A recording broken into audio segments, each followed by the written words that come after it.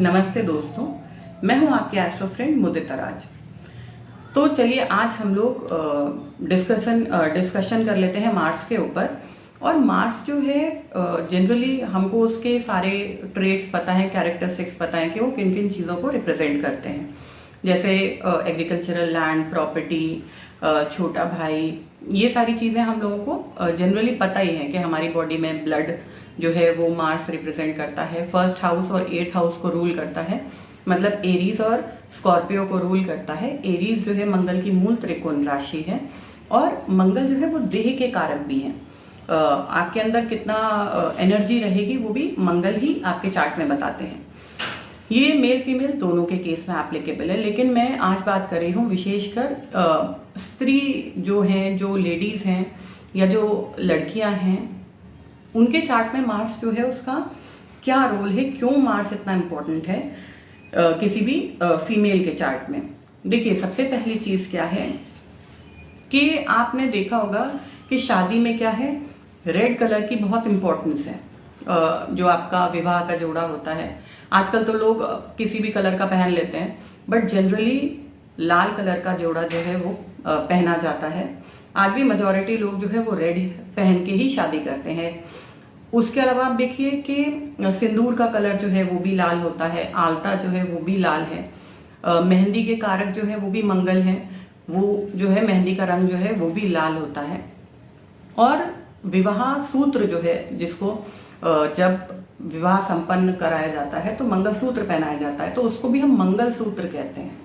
तो अब आप देखिए कि मार्शियन एनर्जी कितनी ज्यादा उस टाइम पे विवाह के समय पे बहुत ज्यादा आप देखेंगे, क्योंकि मार्स जो है वो किसी भी लेडीज के चार्ट में, फीमेल के चार्ट में, वो उनके पति को रिप्रेजेंट करती है, उनके हस्बैंड को रिप्रेजेंट करती है, या आप ऐसे कह सकते हैं कि जो जिनके साथ वो अपना जीवन बिताने के लिए एक रिलेशनशिप में आए हैं, उसके कारक मंगल है।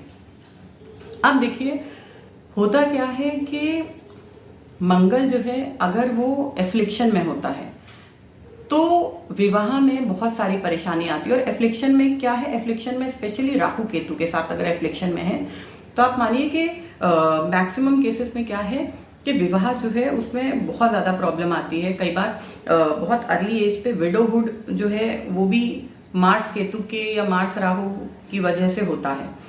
मार्स राहु साथ में हो या मार्स केतु साथ में हो या त्रिकोण में हो मंगल के, उस कंडीशन में भी अगर जुपिटर जैसे अच्छे बेनिफिक प्लैनेट जो है वो उसको देख लें या और कोई बेनिफिक प्लैनेट उसको एस्पेक्ट कर लें, उस कंडीशन में ये चीज जो है ये नहीं होती है। मतलब आप सिर्फ ये वीडियो सुन के और कमेंट सेक्शन में जाके बोले कि हमारे चार्ट में है लेकिन हमारे साथ ऐसा नहीं हुआ, इसके लिए आपको और भी कई चीजें देखनी पड़ती हैं।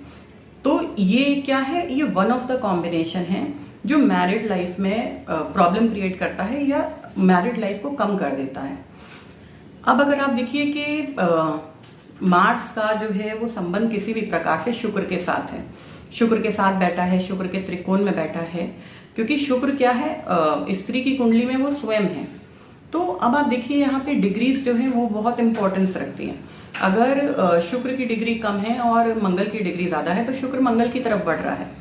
तो आप देखेंगे कि ऐसी स्त्री जो है या फीमेल नेटिव जो है वो लाइफ लॉन्ग उनका जो अट्रैक्शन है अपने हस्बैंड के लिए वो मतलब बना रहता है। मतलब जैसे होता है ना कि बुढ़ापे में भी जाके वो कॉम्प्लीमेंट करते हैं लोग एक दूसरे को, तो वो वाला सिचुएशन जो है वो रहता है। लेकिन अगर सपोज कर लीजिए यही डिग्रिकली सीन जो है वो रिवर्स हो जाए कि मंगल जो है वो कम डिग्री पे हो और शुक्र जो है वो ज्यादा डिग्री पे हो, तो उस कंडीशन में आप देखेंगे कि मंगल जो है वो शुक्र के पीछे जा रहा है। मतलब जो आपका होने वाला हस्बैंड है वो आपके लिए, आप ये मान के चलिए कि आपके पीछे पीछे चलने वाला है, आपको सपोर्ट करने वाला है, कोई भी लाइफ का डिसीजन आपसे बिना पूछे वो नहीं लेने वाला है।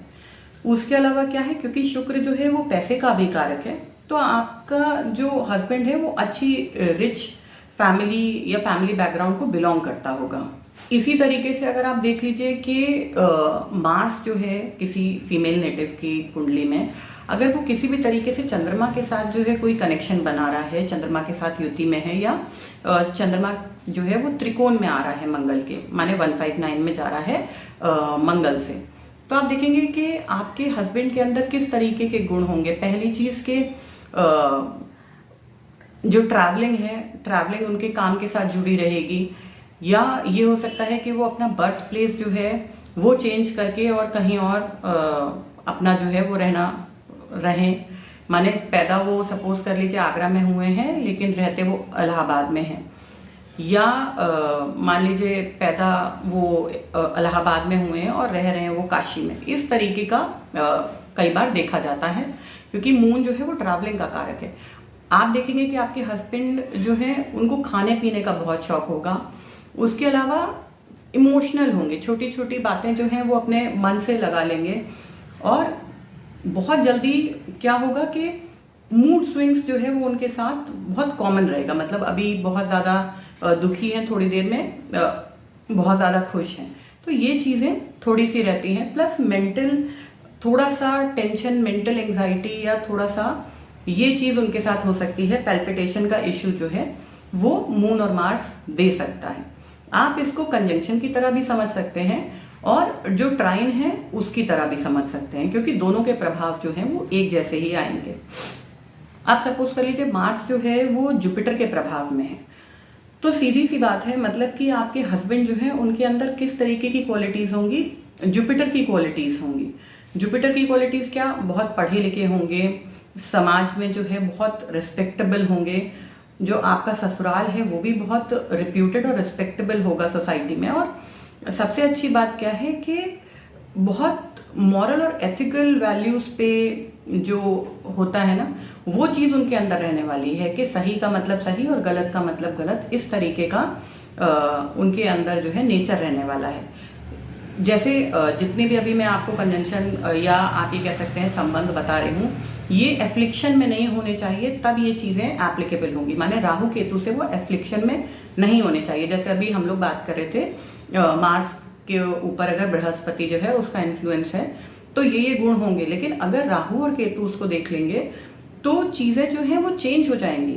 अगर आप सपोज कर लीजिए जुपिटर के साथ राहु कंजंक्शन में है और मंगल के त्रिकोण में आ रहा है, वो कंडीशन में क्या है कि एजुकेशन या पढ़ाई के साथ या ऐसी विद्याओं के साथ जो है वो फ्रॉड करने वाले या चीटिंग करने वाले, ये चीजों की संभावनाएं बन जाती हैं कि या तो आप चीटिंग कर सकते हैं या आपके साथ चीटिंग हो सकती है। सपोज कर लीजिए जैसे लोग जो है पैसे देके डिग्री जो है लेने का काम करते हैं, तो आप देखेंगे कि उनके जुपिटर पे कहीं ना कहीं राहु का इन्फ्लुएंस आ रहा है।